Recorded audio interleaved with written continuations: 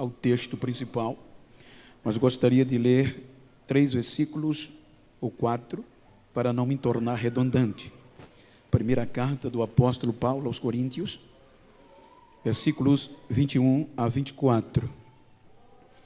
Está escrito: considerando que, na sabedoria de Deus, o mundo não o conheceu por meio da sabedoria humana. Foi do agrado de Deus salvar os que creem por intermédio da loucura da proclamação de sua mensagem. Porque tanto os judeus pedem sinais, como os gregos procuram sabedoria. Nós, entretanto, proclamamos a Cristo crucificado, que é motivo de escândalo para os judeus e loucura para os gregos. Todavia, para os que foram chamados, tanto judeus como gregos, Cristo é o poder de Deus e sabedoria de Deus. Amém? Queiram sentar-se por bondade, enquanto externo a minha gratidão a Deus pelo rico privilégio de poder participar do Creio, setor 106. Quero agradecer pastor Eliseu Almeida, pastor da igreja, expoente maravilhoso da palavra do Senhor, e eu me sinto muito honrado e merecedor de um convite tão valioso. A sua muito digna esposa, pastora Ana Paula, e em vossos nomes quero estender a minha gratidão, a reverência a todo o corpo ministerial, composto de homens idôneos, capazes, que eu não tenho o merecimento de estar pregando diante deles, sei disso. Mas a Provideus me dá este rico privilégio e quero agradecer a coordenação do Creio no setor 106, na pessoa pastor sua muito Estáquio, sua muito digna esposa Marlene. Que Deus abençoe a vocês e a todos que juntos com vocês coordenam os adolescentes e obviamente a vocês, adolescentes. Muito obrigado por me dar o privilégio de fazer parte da vossa história. Quero registrar a minha gratidão a Edicleia, que é uma filha do coração, que me contactou em nome do pastor e da coordenação e me recebeu junto com o cooperador Joãozinho de uma forma tão especial, pastor, que eu fiquei com a minha bochechinha vermelha de tão emocionado pelo cuidados deles a mim. Queridos, como o texto ele é provocativo e a temática é muito mais que pertinente, eu quero pedir a vossa paciência para contextualizar a Bíblia, a história, e mostrar a necessidade de investimento e de devoção da nossa adolescência. Para nós entendermos o texto, me permita contextualizar a história bíblica e mostrar-lhes a importância de uma criança e dos adolescentes na história, tanto espiritual como cultural. Quando nós analisamos o texto, observem que o próprio Deus instituiu na lei para que os pais ensinassem seus filhos a sua lei. Quando nós observamos o texto de Provérbio 22, 6, Salomão, ele diz: ensinai a criança o caminho que se deve andar, para até quando ele envelhecer, não se desviar dele. Então, era a proposta da lei de Deus que os jovens, crianças, adolescentes, fosse impregnada a palavra de Deus ainda a partir da tenra idade.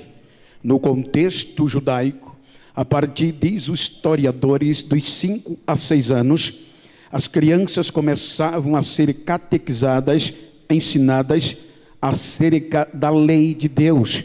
Os pais eram em casa, que iam mostrando às suas crianças quem era Deus, já provendo uma impregnação cultural. Portanto, quando estas crianças entravam no período da adolescência, da puberdade, que a puberdade é na adolescência, dependendo do corpo, de 12 a 14.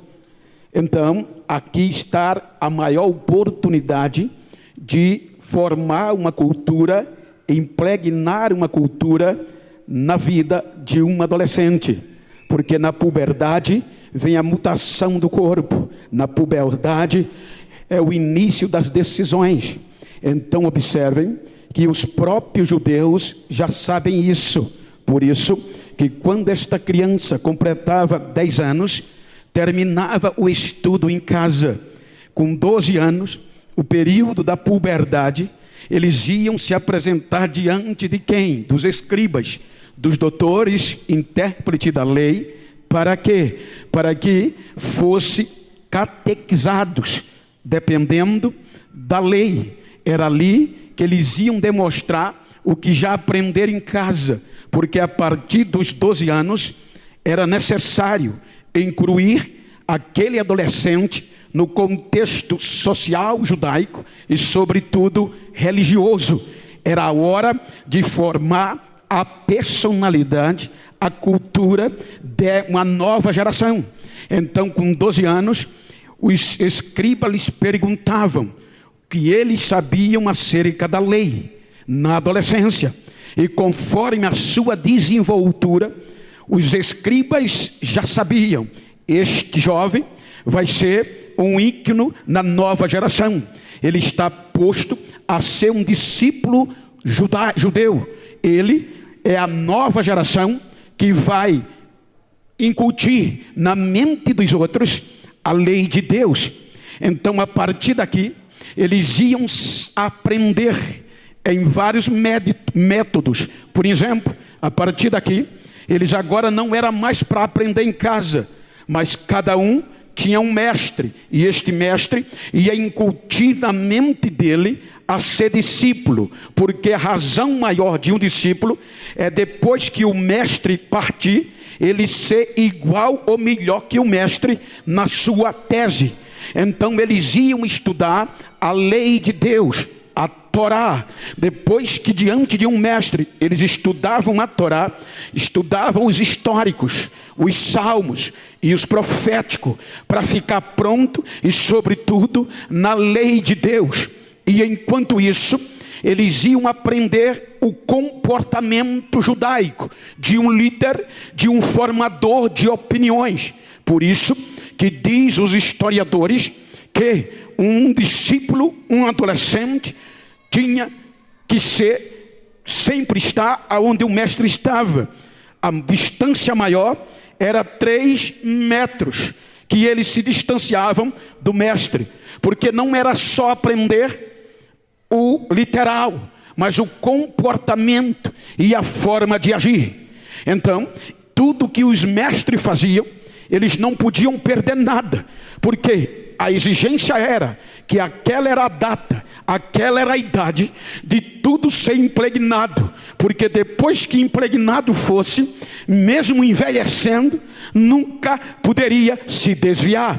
Vejam que isto era tão importante, que quando você vai para a história de um dos maiores reis da história, me permita abrir um parente narrativo histórico, você vai encontrar na Bíblia, no livro de Daniel, a história de Nabucodonosor.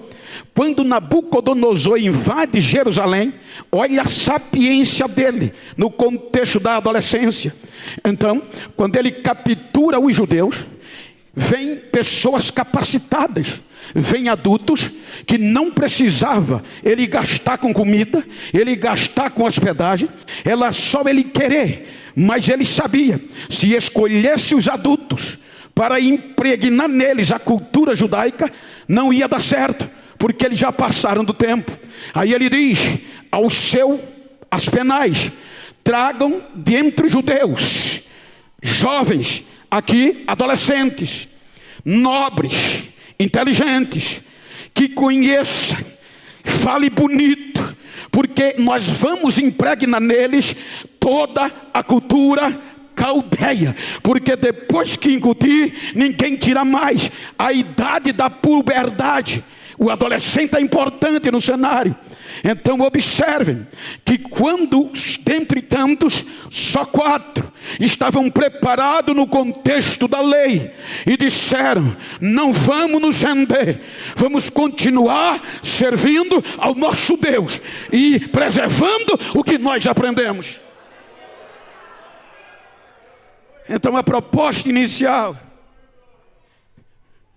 de Israel era para ele alcançar as nações na obediência de Deus, seguindo este pressuposto. Mas Israel declina.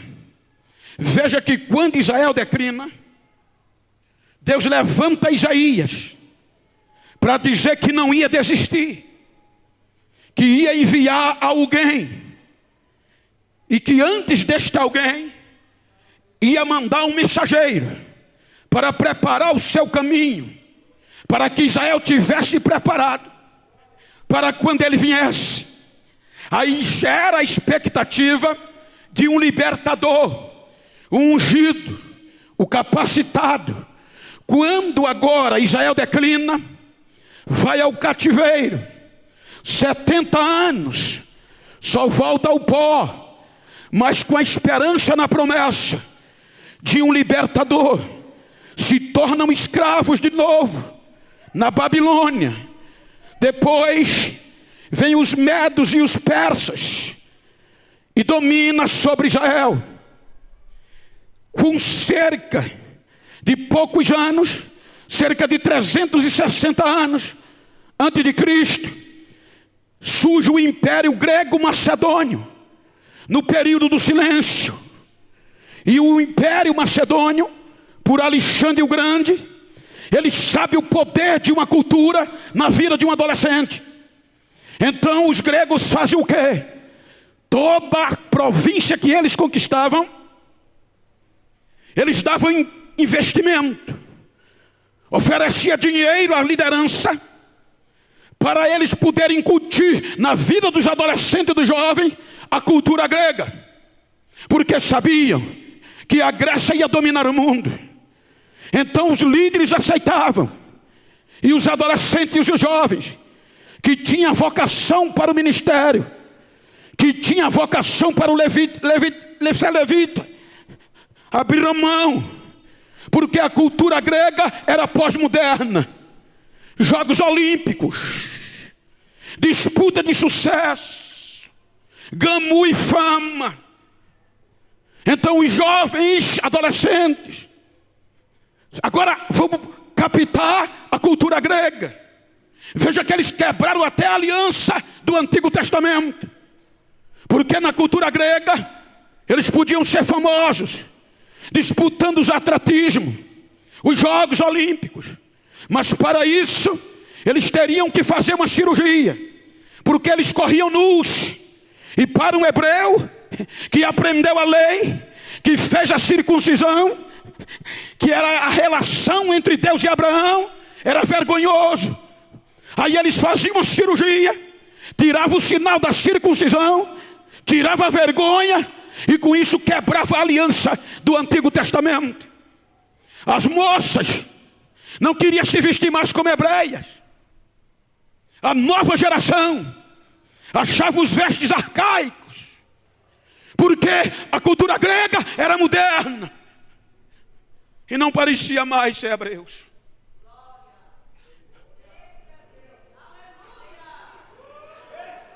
Não havia diferença entre hebreu e gregos.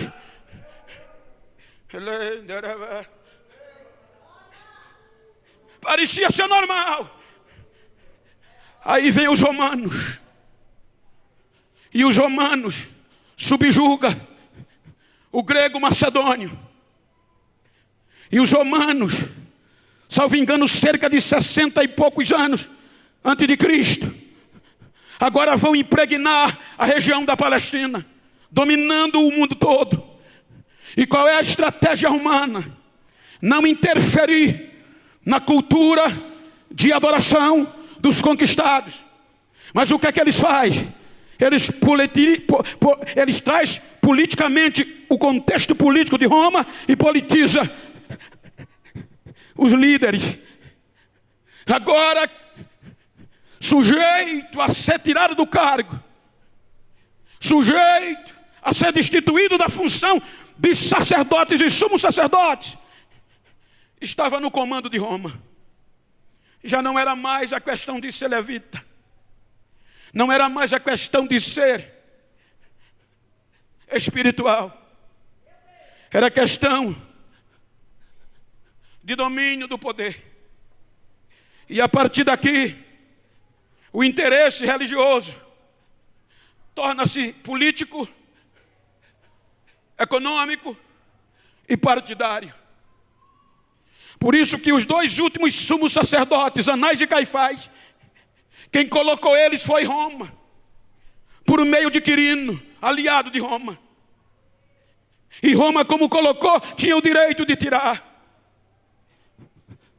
E o que era que eles faziam? De tudo, para não perder o poder, e segregavam as pessoas.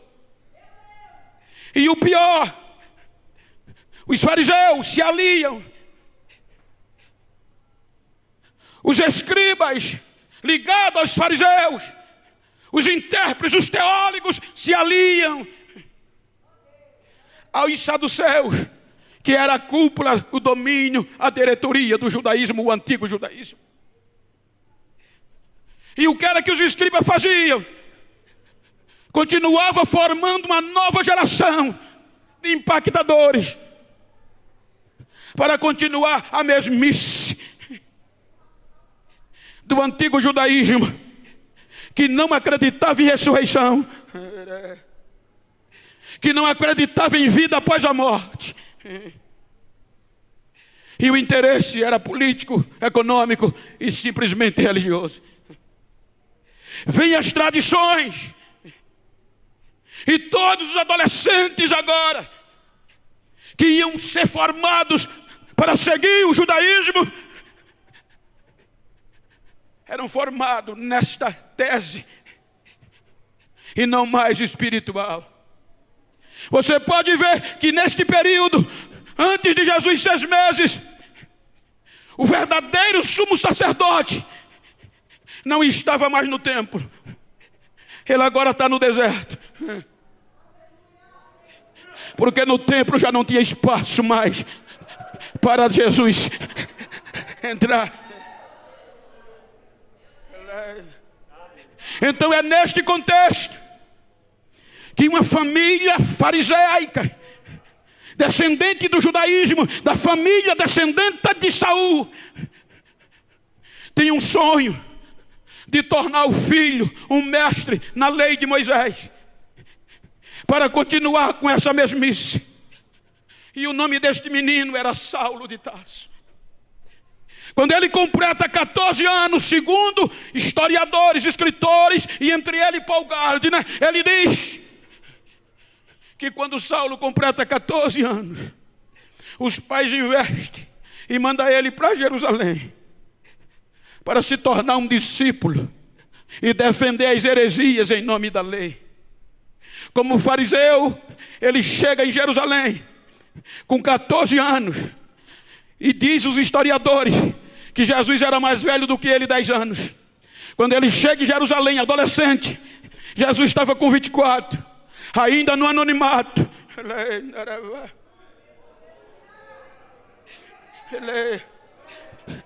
Ele começa a estudar. Quando ele começa a estudar, adolescente, para se formar, para manter a doutrina do antigo judaísmo, a grade curricular para se tornar um mestre eram de 10 anos, 5 períodos. Quando ele completa 6 anos, 3 períodos, aos pés do melhor mestre, do melhor doutor da lei de Moisés, Gamaliel, Jesus completa 30, arredondando. Quando Jesus completa 30, ele vai começar a anunciar o seu evangelho.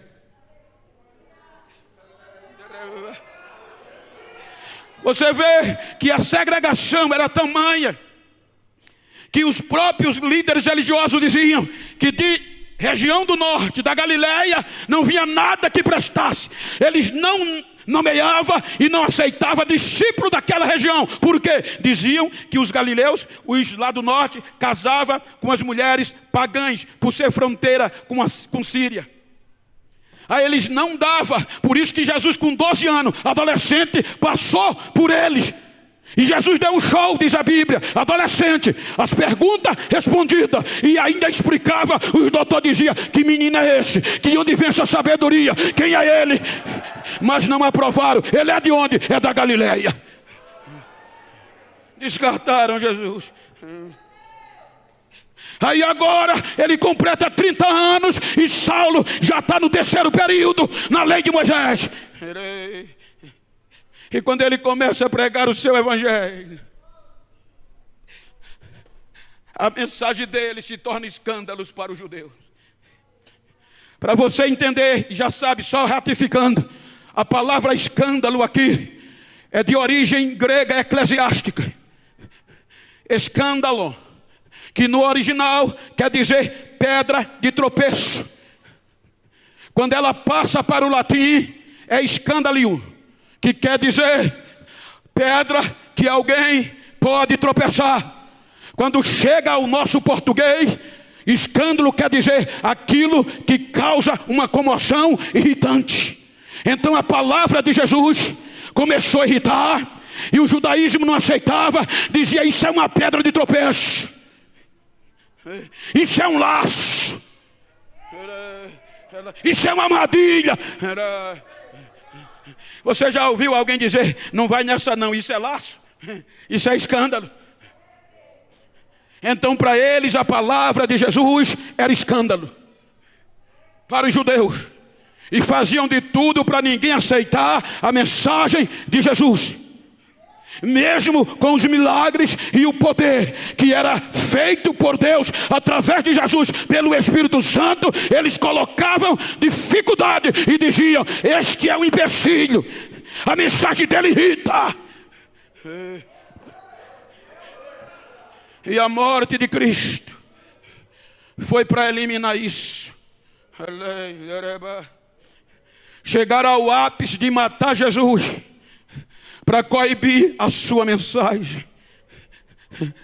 Veja que até os discípulos dele, a tese do judaísmo estava enraizada neles, que durante 3 anos e 6 meses eles não conseguiram assimilar que a proposta de Jesus era a vida eterna, porque era escândalo. E eles tinham um pouco de razão, mesmo desconsiderando, porque Jesus vem trazendo uma mensagem sobrenatural.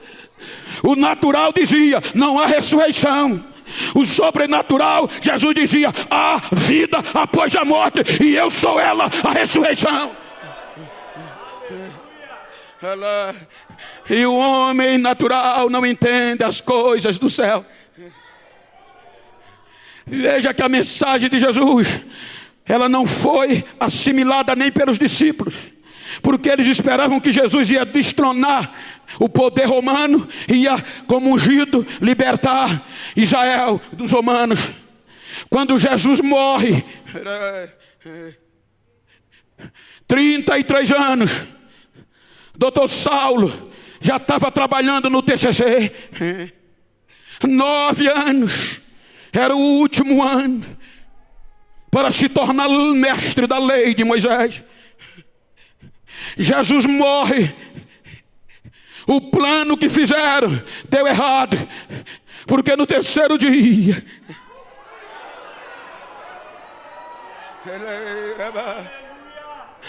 ele ressuscita. E pasmem, as primeiras testemunhas da ressurreição foram representantes dos sacerdotes, os soldados. Eles viram primeiro do que todos, que eles estavam no turno vigilando o túmulo. E eles, quando viram, correram direto para o templo e disseram que Jesus voltou a viver. Os sacerdotes tiveram tanto medo e acreditaram que tremeram, que deram dinheiro em um vulto absurdo, para que os soldados não contassem aquilo. Muito pelo contrário, disseram que Jesus continuava morto, e que os discípulos entraram no túmulo e roubaram o corpo dele enquanto eles dormiam. Um soldado de elite de Roma não dorme em serviço, porque se dormisse a cabeça rolava. Eles aceitam a proposta e aumenta a mensagem do escândalo, dizendo que Jesus continuava morto.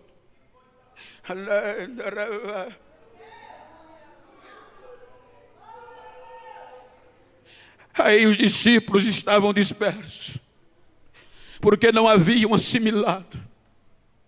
O bonito é que Jesus não desiste do investimento. Se fosse eu, talvez desistisse, mas ele vai em busca de um por um. Só não recupera ajuda porque ele tirou a própria vida. Mas ele não desiste de Pedro, que negou. Ele não desiste de Tomé. Ele reúne todos e diz: ficai em Jerusalém, até que do alto sejam revestidos do poder, e vocês vão ser minhas testemunhas. Vão continuar pregando o que eu ensinei.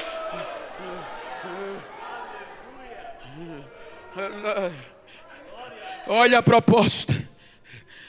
Os discípulos viram ele subindo aos céus, e os anjos vêm, vê a perplexidade e diz: por que vocês estão perplexos? Este Jesus que vocês estão vendo subir, ele voltará. Agora, como continuar pregando? Que para os judeus era escândalo.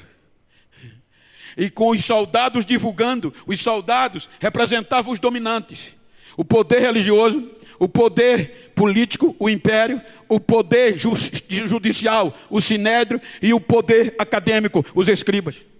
Os soldados, em nome dessas autoridades, espalhavam que Jesus continuava morto. E agora, quem vai continuar pregando o evangelho de escândalo? Os ignorantes, que não tinha nem dinheiro para se hospedar, estavam escondidos com medo da represália num lugar chamado cenáculo. Você acreditaria mais em quem? Nos representantes do sacerdote, que segundo a lei era a voz de Deus, ou num grupo que eles consideravam miserável, indigentes do norte, de onde não vinha nada que prestasse? O Espírito Santo vem e não vai no meio dos catedráticos, porque no templo já não tinha mais espaço. Você está entendendo porque Jesus, em vez de ir para o templo, foi para o deserto, para João Batista? Porque João Batista naqueles dias era o verdadeiro, o único limpo sumo sacerdote que podia passar o sumo sacerdote para Cristo. Pode olhar que ele vem de uma geração sacerdotal, do 8º turno de Abias. Aí agora o Espírito Santo vem, e os incapazes agora são encorajados a continuar divulgando a mensagem, o evangelho da cruz. E o evangelho da cruz era que Jesus estava vivo. E olha o desafio: quando Roma aderiu à morte de cruz, era para punir escravos fugitivos e revoltosos vencidos. Para os romanos e os judeus, Jesus criou revolta, a irritante. Ele era uma pedra de tropeço, era um laço. Então eles tinham Jesus como revolucionador, e quando venceram, a mensagem da cruz dizia: não só para ele, mas todos que continuassem pregando a mesma mensagem que aprendeu dele, seria morto do mesmo jeito. Mas agora, impulsionado pelo Espírito Santo, eles entram em Jerusalém, porque a mensagem era: vocês vão pregar em Jerusalém, na Judéia, Samaria e até os confins da terra. Confins quer dizer extremidade, até a última fronteira do mundo. Este evangelho vai ter que ser levado. Eles vão sacudir Jerusalém. Quando eles sacodem Jerusalém, pregando o evangelho de escândalo para os judeus, Acontece milagres. A primeira mensagem da cruz, talvez o pastor Eliseu, qualquer um de nós, na nossa cultura perfeccionista, não dava oportunidade para aquele crente pregar. Porque Pedro tinha desistido e dito que não conhecia nem Jesus, nem da Galileia era. 60 dias depois, aproximado, é recuperado, agora cheio do Espírito. Quando os doutores vê o cenáculo fazer barulho, olha se não é um escândalo para eles. Cerca de 120 crentes começa sem diploma, sem estudo, falar idioma, 17 idioma simultâneo, dando glória a Deus, falando da mensagem da cruz. Eles ficaram loucos e disseram: de onde vem esse barulho? Do cenáculo. Quem está lá? Os galileus. Mas eles não são indoutos, eles não têm conhecimento, como nós estamos ouvindo eles falam na língua do nosso país. Vamos lá.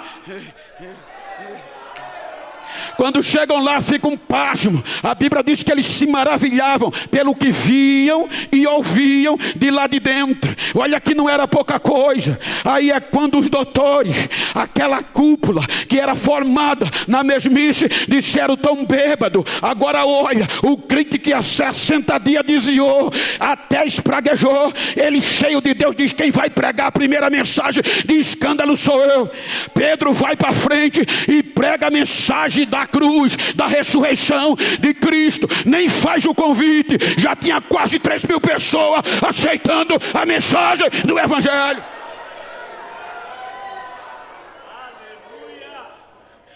Sacode em Jerusalém,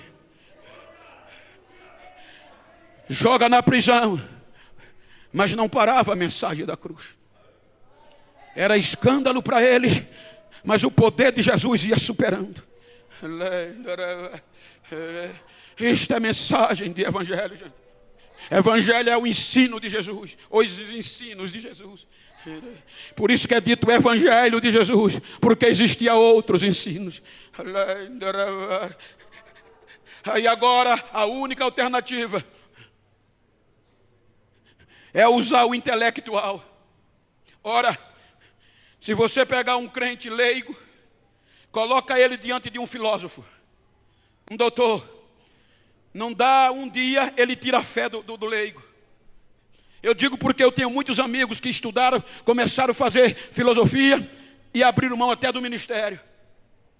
É comum na mente humana. Aí eles são ignorantes, são leigos, e a mensagem é de tropeço. Então vamos usar o intelectual. E quem é a melhor pessoa? Que já estava com canudo, doutor Saulo. Então nomeia ele, pela sapiência que ele tem. Gamaliel assina o currículo. Da idade dele, ninguém é melhor do que ele. Sabedoria em pessoa. Eu antes de ontem, cheguei em um hotel em Goiânia. Preguei esses 2 dias lá, em uma cruzada. Quando eu cheguei, chegou um senhor comigo. Só que a gente só saudou: bom dia, boa tarde, boa tarde. Quando eu saí hoje, ele saiu no mesmo horário, olhou para mim e riu. Eu disse: estamos saindo juntos. Ele disse: é. Enquanto fazíamos o check-out, fomos conversando. E ele perguntou: o senhor veio a trabalho? Eu digo: vim pregar numa cruzada, sou pastor. De qual igreja? Assembleia. Ele disse: eu sou funcionário federal. Eu trabalho no Ministério da Estratégia. Ele disse: eu sou responsável pelo uso da cadeirinha, pelo cinto. Ele é top lá dentro. Ele é formado nisso, naquilo. Ele falava e eu caí o queixo. De tanta formação que o homem tinha. Agora Paulo era melhor do que ele na lei de Moisés. Porque Gamaliel diz que da idade dele não tinha ninguém que entendesse melhor do que ele. Então nomeia ele com poder judicial e sacerdotal para parar essa raça que escandaliza. Para Paulo o evangelho era um escândalo.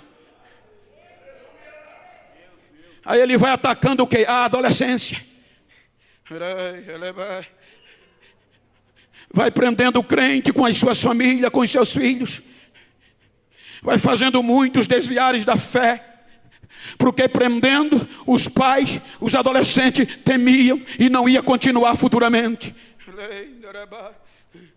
Ele vai consentindo na morte de homens como Estevão. E vai perseguindo a igreja, que exceto os discípulos, mas certos apóstolos, os crentes fogem de Jerusalém. Mas a Bíblia diz que por onde eles passavam, iam pregando o evangelho de escândalo para os judeus, mas era a mensagem da salvação.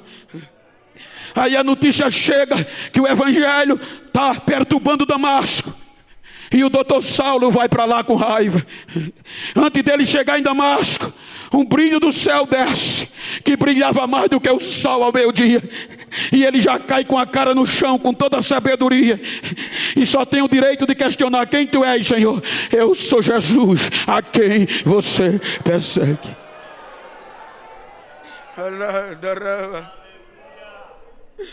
O bonito é que para ele, Jesus, a mensagem dele não tinha valor, era escândalo, ele era uma pedra de tropeço. Você vai ver muito isso no Novo Testamento. Aí Jesus agora, ele mesmo conta em Atos, que Jesus fala em grego com ele, ou em hebraico.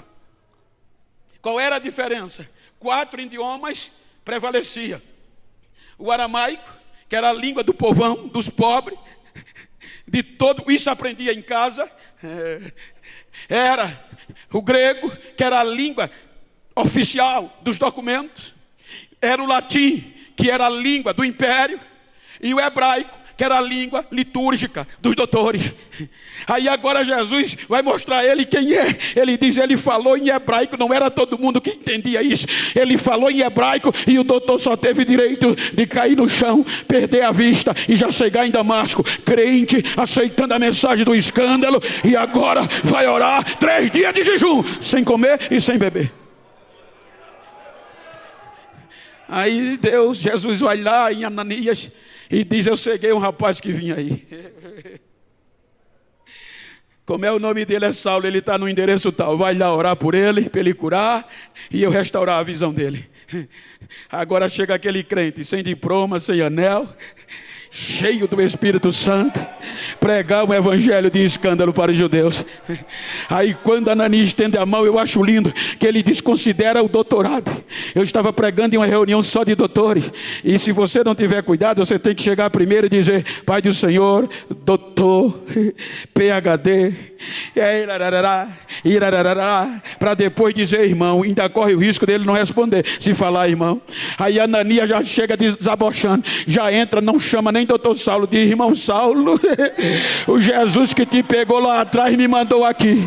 Eu vou orar por você, você vai ser curado e vai ser cheio desse espírito de poder que Jesus, ele ora, o doutor é curado, quando se levanta, Jesus deixa comigo Ananias, e o doutor sai cheio do Espírito Santo de Deus, falando línguas estranhas, e agora vai pregar o evangelho de escândalo. Que evangelho lindo. Os pais perderam o investimento. Gamaliel decepcionado, porque o melhor aluno, só o evangelho de Jesus arranca o judaísmo da vida daquelas pessoas. Agora ele vai para o anonimato. Aí o evangelho, veja que nem os judeus, Pedro, Tiago, acreditava que nós gentios fôssemos alcançados. Pedro profetizou, mas não imaginava. Capítulo 9, Paulo se converte e sai de cena. Capítulo 10, Pedro está orando e Deus aparece e manda ele em Cesareia, que lá tinha um homem gentil que precisava ouvir a mensagem do evangelho. Ele vai contra a vontade. Quando chega na casa de Cornélio, primeira coisa que ele diz não é saudar. Vocês sabem que nós não podemos entrar na casa de gentil nem falar com vocês, mas eu estava orando e Deus me mandou aqui falar de Jesus, da mensagem da cruz. Quando ele está falando, o Cornélio tinha juntado a família e os amigos. Aí enquanto ele pregava, o Espírito Santo vem e sacode os gentios com o poder de Deus. Aí Pedro arregala os olhos e diz, agora eu sei que Deus não faz acepção de pessoa, até os gentios. Aí esse evangelho de escândalo para os judeus chega em Antioquia, região síria. Quando chega lá, os gentios pegam fogo na Antioquia. A notícia chega em Jerusalém. Os gentios de Antioquia estão pregando mais do que nós. Estão pegando fogo.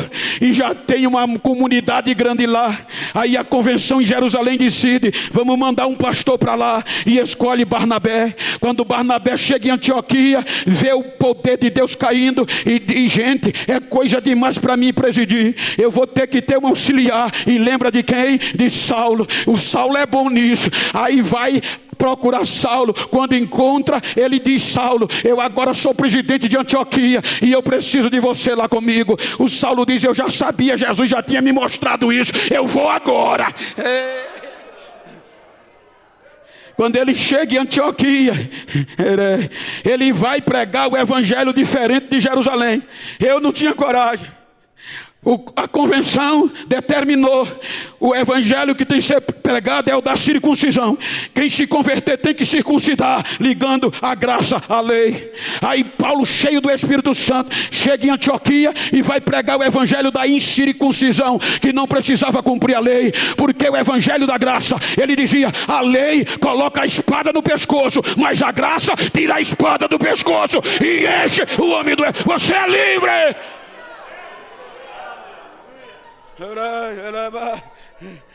Dali,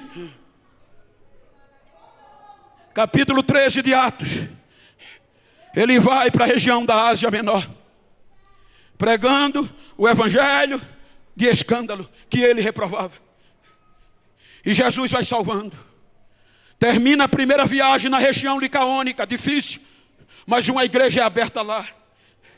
Agora olha o que acontece quando ele prega em Lídia, em Listra. Um adolescente vê Paulo pregar e é cheio do poder. Capítulo 15, Paulo volta para Jerusalém para defender os gentios. Capítulo 16 é a segunda viagem, para fortalecer os irmãos da primeira viagem e dizer o que foi decidido na reunião, que eles agora estavam livres, não precisavam circuncidar, podia viver a plenitude do poder de Deus. Quando ele chega em Listra, os irmãos dão testemunho de um adolescente chamado Timóteo. E os irmãos dizem: Paulo, lembra daquela mensagem que tu pregou aqui e o coxo levantou? Lembro. Tinha um adolescente aqui, Paulo, que viu e foi tomado pela chama do Espírito. E ele está pregando em Listra e em Icônio, uma distância de 100 quilômetros de uma cidade para outra. Ele está tocando fogo lá e cá, ele está tocando fogo lá e cá, pregando o evangelho que tu prega. Capítulo 17. Paulo está na região da Frígia e é proibido de pregar o evangelho pelo Espírito Santo. Aí ele vai para a cidade marítima de Troade e vai dormir lá, sem entender, esperando a vontade de Deus. Ele, Timóteo e a Silas e uma comitiva. Aí à noite vem uma visão. Passa a Macedônia e nos ajuda. Ele disse: é a hora de levar a mensagem aos gregos.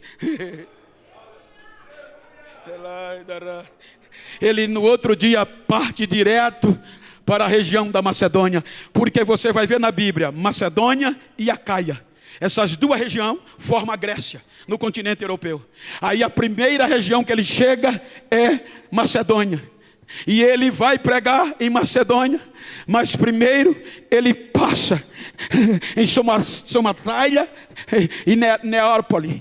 Ele passa e chega em Filipe. Quando ele chega em Filipe, era uma região grega, porque era uma região grega dominada por Roma. Então é uma região grega e Roma dominava, por isso que é chamada grega romana. Aí quando ele chega em Filipe, ele vai pregar, vai orar. E orando, alguém está de olho nele. E ele tem a oportunidade na beira do rio de pregar o evangelho, que para os judeus era escândalo, mas para os gregos era loucura. Por que loucura? Escute o que eu vou dizer. Por que loucura? Os gregos achavam. Os gregos eram o berço da civilização. Eram homens livres, pensadores, e seguiam algumas doutrinas. Doutrinas como? Como? Dizer não que a Bíblia chama de estoicos, os seus seguidores, e de epícuros, que a Bíblia chama de epicureus. Qual era a filosofia que a grega vivia antes de Jesus? A felicidade máxima você tem que viver, mas não interagia com a vida após a morte. Por quê? Os romanos, que era dominante, entenda isso, os romanos buscavam a felicidade máxima na derrota dos outros, na morte. Por isso que você vai ver arena, leões, você vai ver isso tudo acontecendo lá na região. Você vai ver que eles matavam. Quando um perdedor vencia, o imperador ficava de pé e a multidão, era mesmo que ser um gol hoje para que torcia pelo cubre, vibrava, e o imperador ficava, se ele fizesse assim, era o ápice da alegria, que dizia morte, e o vencedor tinha que matar. Ali era o ápice da felicidade dos romanos. Já os gregos não. Os gregos buscavam a felicidade no que eles possuíam. Se eles só tinham um copo d'água, a felicidade é nisso aqui, que é tangível, é palpável, é visível. Só que isto era a arte de viver que essa filosofia ensinava. E depois da morte não tem mais nada. Aí Paulo agora vai para a Grécia pregar um evangelho de loucura, que fugia do raciocínio humano. Loucura, no nosso dicionário, é fora da razão, é fora da razão normal, é sobrenatural. Aí Paulo vai pregar um evangelho que a felicidade máxima é invisível e está depois da vida. Você agora vai entender porque ele prega lá futuramente, dizendo: se eu esperar em Deus só nessa vida, eu sou o mais miserável de todos os homens. Porque a felicidade que Paulo vai pregar agora era um evangelho de loucura para os gregos, porque fugia da razão. Mas ele chega em Filipe, aí o evangelho de loucura para os gregos toma a primeira vida. Uma empresária chamada Lídia, do rumo do tecido, ela se converte. A segunda pessoa é uma grega endemoniada, ele expulsa o demônio e ela aceita Jesus, o evangelho de loucura. Ele agora prega lá também na cárcere, e agora não é só um, a família inteira do carcereiro aceita o evangelho, que para ele é loucura, mas para nós é poder de Deus. Por causa deste evangelho ele é expulso de Filipe, e de lá, região Macedônia, ele vai para a região da Acaia. A região de Acaia comportava Tessalônica, Bereia, Atena e Corinto. Ele prega em Tessalônica, e o problema é que ele prega o evangelho da loucura, ressurreição. Por isso ele é expulso. Ele vem para Bereia. Bereia, ele prega e os bereanos conferem e lá aceitam o evangelho que eles tinham como loucura. Aí de lá ele vai para Atenas, e Atenas, capítulo 17, ele vai para o meio da rua em um dia e fica espantado, porque via altares em cima e embaixo de altares, e o povo adorando. Mas ele encontra um altar que tinha um nome: ao Deus desconhecido. Aí nesse altar ele vai pregar o evangelho que para os gregos é loucura. Diz a história que antes de Cristo houve uma pandemia incurável na Atenas. Em Atenas eles invocaram todos os deuses da mitologia e eles não puderam libertar. Aí clamaram a um Deus desconhecido, e o Deus desconhecido manda a pandemia embora. Aí levanta o altar ao Deus que a gente não conhece. Ele pega e diz: eu conheço esse Deus que vocês não conhecem. Foi ele que mandou Jesus, morreu, ressuscitou, está vivo e vai voltar. A mensagem dele impactou a cidade. Pode ler capítulo 17 de Atos. A cidade de Atena é sacudida, que chegou a notícia nos poderosos. Os filósofos disseram: quem é esse rapaz que está pregando uma doutrina diferente aí? É um tal de Paulo. Ele está pregando loucura que não é costume na nossa cidade. Então vamos chamá-lo para ouvir no Aerópago, lugar de top, pregar política, religião. Aí ele vai, capítulo 17, ele vai pregando e o povo vai caindo o queixo. Quando ele fala na ressurreição, é loucura. Aí alguns zombaram e outros diziam: sobre isso a gente te ouve depois. E ele saiu de Atenas e vai para onde? Corinto. Corinto tinha sido destruída há cerca de 160 anos antes de Cristo. Mas com 44 anos antes de Cristo, Júlio César mandou reconstruí-la, não só reconstruí-la, mas povoá-la, com romanos livres, com escravos e com pessoas do mundo todo.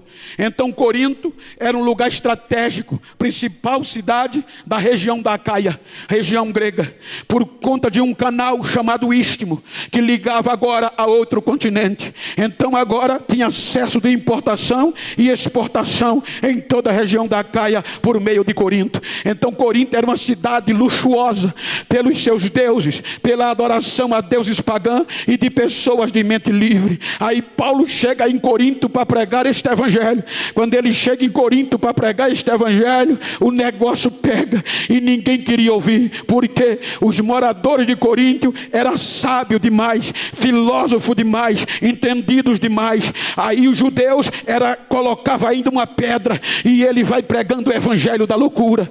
Agora ele vai pregar e diz: não prego mais. Aí Deus vem, fala e não te cala. Atos 18:9. Continua pregando, não tenha medo, eu sou com você. Eu tenho muita gente nesta cidade. Agora imagina, ele vai pregar aos gentios, aos gregos, e a Bíblia diz que enquanto os sábios não ouvia e não queria escutar, o poder do evangelho da cruz vai salvando na periferia. Por isso que ele diz: o evangelho vai salvando quem não era, para confundir quem era, os loucos para confundir os sábios. E Corinto ganha uma igreja pentecostal.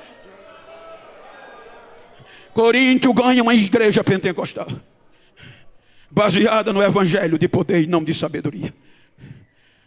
Capítulo 1 de Corinto, versículo 7. Nenhum dom faltava na igreja de Corinto, a igreja mais pentecostal do Novo Testamento. O Espírito Santo tinha liberdade. Profecia, interpretação, cura.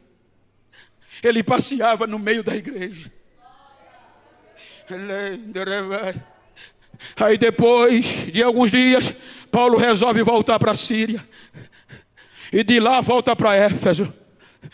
3 anos depois, um grupo de crentes volta de Corinto e diz a Paulo em Éfeso: a igreja de Corinto se dividiu, já não é mais a mesma. O que é que houve? Falsos mestres, falsos doutores se infiltraram na igreja e começaram a dissuadir a mente dos crentes, tirando a chama do Espírito e dizendo que não tem vida após a morte. Aí Paulo fica com raiva e diz: eu não vou pessoalmente, mas eu vou escrever. Porque a sabedoria humana entra na igreja, a filosofia, os grandes oradores, eloquentes, poder de persuadir.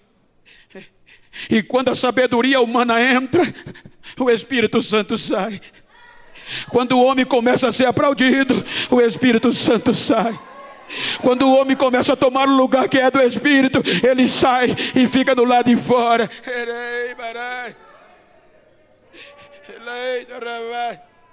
Porque agora a igreja de Corinto acha que a pregação de Paulo era loucura, não dava para incutir na mente. Aí Paulo vai escrevendo, saudando, reverenciando. Aí ele diz: eu estou sabendo que entre vós há dissensões. Uns estão dizendo que é de Pedro, outro de Paulo, outro de Apolo, outro de Jesus. Quem é Pedro? Quem é Apolo? Quem é Paulo? Por acaso, quando eu cheguei para pregar para vocês, eu cheguei pregando um evangelho de sabedoria humana? Eu podia pregar porque eu tinha um cabedal para isso, mas eu larguei tudo o que eu aprendi, deixei para trás e considero como esterco para ganhar a Jesus e o poder do seu Espírito. Ele diz: eu cheguei para pregar entre vocês um evangelho de poder, um evangelho de cruz, um evangelho de Cristo ressuscitado, um evangelho do Espírito de poder. Aí ele diz: olha, irmãos, ele falando para a igreja de Corinto na carta: por acaso, quando eu preguei o evangelho, Jesus salvou vocês. Tinha alguém dentre vocês que fazia parte da nobreza? Tinha alguém entre vocês importante na sociedade? Tinha alguém entre vocês sábios? Porque resolveu Deus aniquilar a sabedoria do homem, porque na sabedoria de Deus o homem não o conheceu. Então aprove Deus salvar vocês pela loucura da pregação. Ser crente é coisa de louco, é sobrenatural. Mas Ele resolveu salvar vocês por esta pregação. Por quê? Porque o Evangelho é loucura para eles que estão se perdendo, mas para nós que estamos sendo salvos, Evangelho é poder de Deus, e não podemos se esquecer nisso.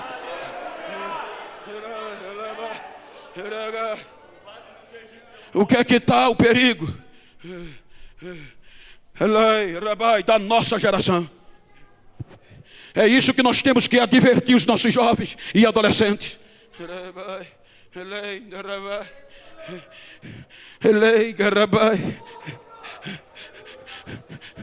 Hoje os doutores estão se filtrando mediaticamente.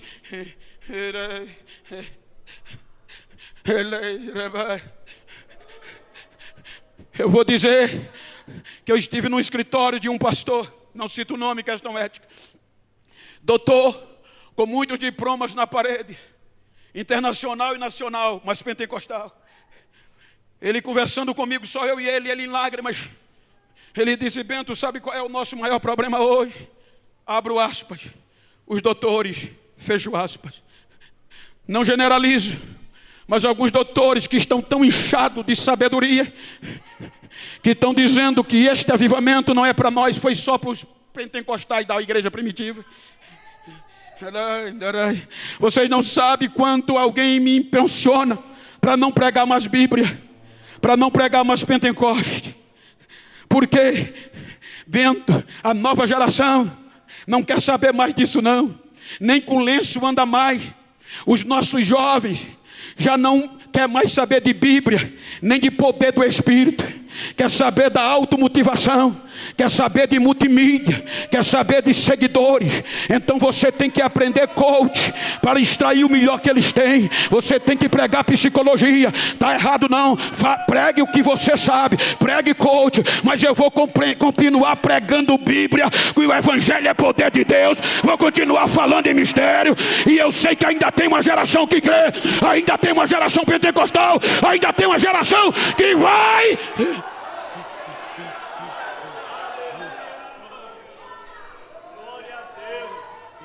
Os doutores entraram e tiraram até a esperança da ressurreição da vida de Corinto. Temos, é lindo ver adolescente cheio de Deus. Tenha cuidado, filho, porque hoje, quando uma nova geração está surgindo, a primeira coisa que chega é as indústrias midiáticas para ganhar dinheiro em cima de vocês, prometendo riqueza. E me prometeram: Genival, nós somos do país tal, ouvimos suas mensagens e o mundo precisa lhe ouvir. Queremos ser a sua assessoria, tomar conta das suas agendas. Do jeito que você prega, Bento, não vai faltar convite. Você vai ficar rico em um ano. A gente promete isso. Só deixa a gente dar valor e cobrar e instituir para onde você vai ou não. Eu digo: eu já tenho assessoria. Ora, já tem, já conheço o mundo, parte dele, viajo todo mês para pregar fora. Quem é a tua assessoria? Eu digo: vocês conhecem. O meu assessor chama Jesus de Nazaré. É ele. Vou continuar sendo assessorado por ele.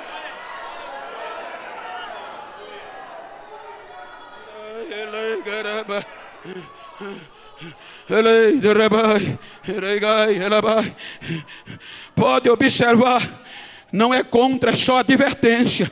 Não sou contra, é bonito um pai e uma mãe que tem filho que ainda fala línguas estranhas e prega e canta as verdades do Evangelho, mesmo contra tudo e contra todos.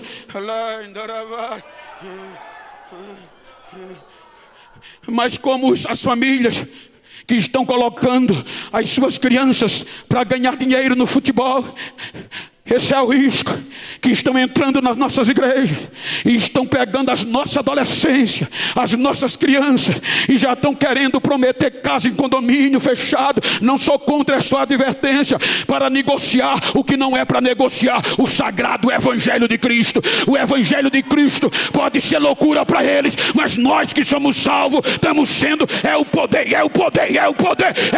de Deus, e poder de Deus não negocia. Temos que ter cuidado, companheiros. Não podemos deixar essa chama apagar. Muitos adolescentes e jovens procuram: pastor, por que é que tem culto que a igreja está pegando fogo e os obreiros estão com a cara dura? Eu digo, não preocupe com isso não. Ainda tem altar, ainda tem obreiro pegando fogo, ainda tem obreiro cheio de Deus, ainda tem obreiro que fala línguas estranhas.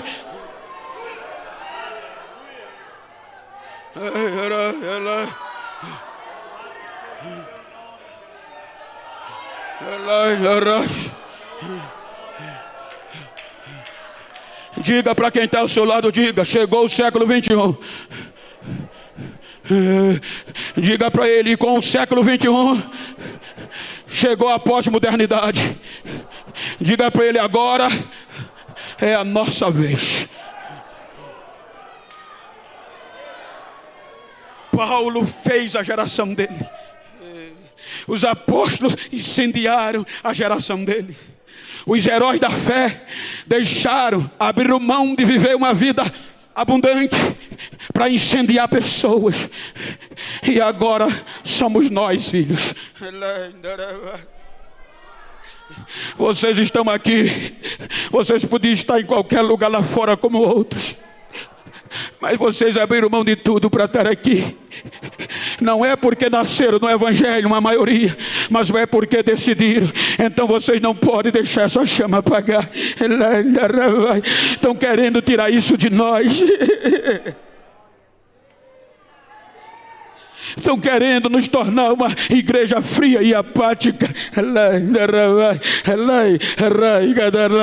Estão dizendo que o Evangelho é do passado. A Bíblia tem que se modernizar para acompanhar a geração atual. A minha Bíblia diz que o meu Deus, o meu Jesus é o mesmo ontem, é o mesmo hoje e será eternamente. E aquele que é, aquele que era e aquele que há de vir, ele vem, ele vem, ele vem, ele vem, ele vem, ele vem.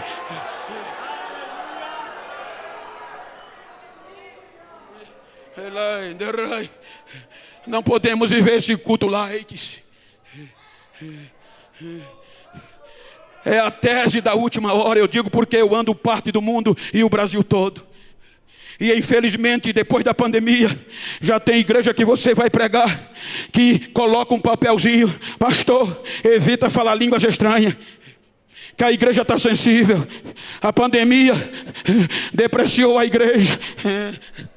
Então evita falar em arrebatamento para não assustar os depressivos. Mas eu louvo a Deus que no creio do 106 ainda pode falar línguas estranhas.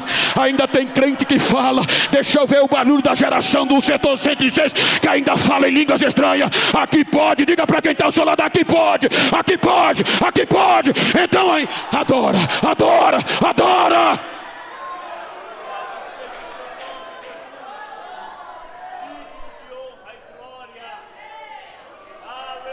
Evangelho é loucura para quem se perde. Há tempos atrás, anos atrás, poucos anos, eu preguei isso, porque li que a maior revista de circulação do Brasil, estou concluindo, publicou 4 páginas falando de nós evangélicos.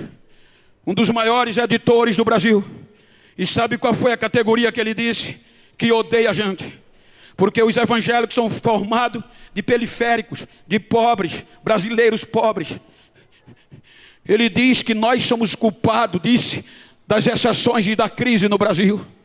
Ele tirou o couro da gente, dos pés à cabeça, dizendo o ódio que tinha de nós. Mas na última página ele teve que engolir E ele disse: o que me dá mais raiva desse povo é que nem o tempo, ninguém consegue tirar essa chama que eles têm dentro dele. Essa chama foi Jesus que colocou e ninguém vai tirar. Quer ver uma coisa? Os dominantes ficaram para trás. Imagina, pergunta para quem está ao teu lado: aonde está o Império Romano? Pergunta, diz: aonde está o Império Romano? Diga para ele: caiu. Diga para onde está o templo dos dominantes? Caiu. Diga: onde estão os fariseus? Ficaram para trás. Diga: onde está o antigo judaísmo? Caiu. Diga: onde está a igreja? A noiva. Pergunta a ele: onde está a igreja? Diga para ele: de pé, de pé, de pé, de pé, de pé, de pé, esperando o tocar da trombeta. Fique de pé, por favor.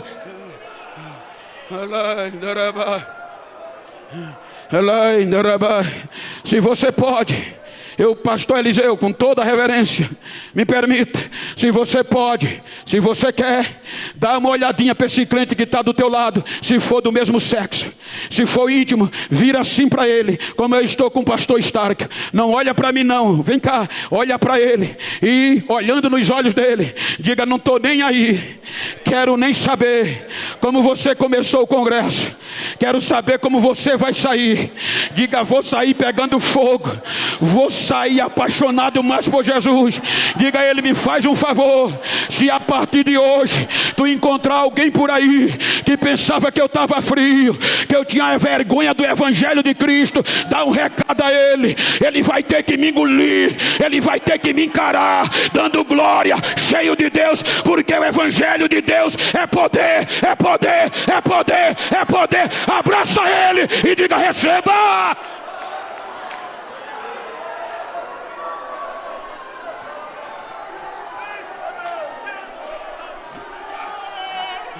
Rabayala Shavaya Darabaga Alaya Jegas Alamandara Pakapale Daramajasha Alaya Raya Gada Shobai Devayala Urimiga Yo Raya Shaigo Ela Praia Tio Irigala Yuish Ela Praiga Shafa Ele me golia, irmãos. Ele praia chata feia de gal. Ele lá ia cheio. Aí praia encheu chafaquia de gal. Línguas estão sendo distribuídas de forma misteriosa. Ele lá ia. Ele me golia. Anchei Fábio Bros.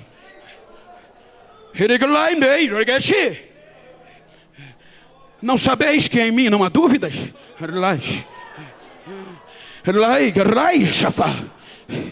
Não sabeis que em mim não há variações? Eu sou o mesmo. Eu quebro, mas é fácil de novo. Eu tenho urgência. Eu tenho urgência nesta geração. E nesta noite, a apoteose da minha glória está invadindo corações aqui. Diz o Senhor desta igreja: recebam a apoteose da minha glória, recebam a apoteose do meu poder. Assim diz o Senhor: recebe agora, recebe agora, recebe agora, recebe agora, recebe agora.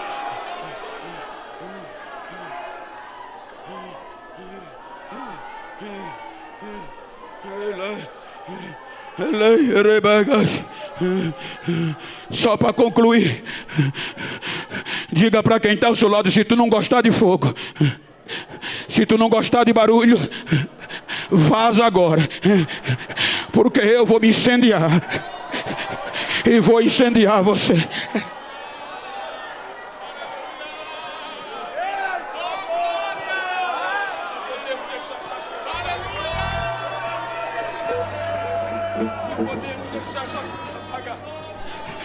Não podemos deixar essa chama apagar.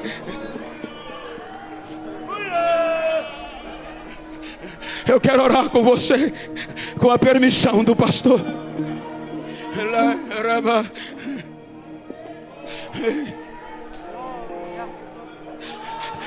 Levanta a tua mão direita se você pode. Há um sinal da parte de Deus. Há uma brasa queimando dentro de mim. E como sinal, eu ministro na direção do Espírito Santo este sinal sobre a tua vida. E na palma direita da tua mão, eu estou te dando em nome de Jesus autoridade. Coloca a mão no ombro de quem está ao teu lado, por favor. Se tem intimidade, e diga a ele: recebe a unção do poder deste evangelho, que é loucura para os gregos, para quem está se perdendo, mas para mim, para nós que estamos sendo salvos, é o poder. Recebe agora, é o poder. Receba batismo, receba a cura agora. Soberano Deus, incendeia esta igreja, incendeia esta adolescência, incendeia os adolescentes, que esta seja a geração do avivamento futuro. Incendeia, incendeia, incendeia.